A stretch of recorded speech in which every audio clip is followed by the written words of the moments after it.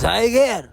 Tiger! Sir, hindi po Tiger ang pangalan ko. Ay, kala ko si Tiger. Kamusta na pala, sir? Eto na problema. Bakit naman, sir? Ngayon, nagalit yung teacher ko. So, anong gagawin mo pala, sir? Meron ba kayong bulaklak dyan? Oo, sir. Ibibigay mo ba sa teacher mo? Oo Okay, Bibigyan sir. ko ng bulaklak yung teacher. Okay, sir. Ako nang bahala. Naglagay pala ako ng Stargazer. Tapos sinagyan ko na rin ng Baby Chris. At para mas lalong lumaki ang bouquet, ay naglagay na rin ako ng Coffee Mix. Naglagay rin pala ako ng Stoma. Tapos gumamit ako ng pambalot na parang banig. Tiger!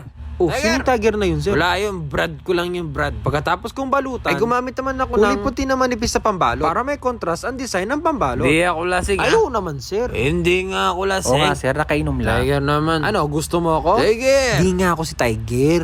Lalagyan ko na lang ng ribbon tong bouquet. Violet na ribbon lalagay ko para mas maging maganda. Sige, Brad. Hello po. Hello, ma'am. Ay, nandito pala yan. Ay, magkakilala kayo, ma'am? Oo, yan yung college Ma'am, student. sorry na. Ito na flowers Sa for you. susunod, huwag mo nang ulitin yan, ha? Ano ba ginawa niya, ma'am? Kasi nagpapa-order ako ng Avon, kinancel niya. Janjararan! Shout out! Maraming salamat sa lahat ng mga nag-share ng video ko. At kung gusto mo ma-shoutout sa next video, i-share mo na ang video na ito. Maraming salamat! Kita-kits!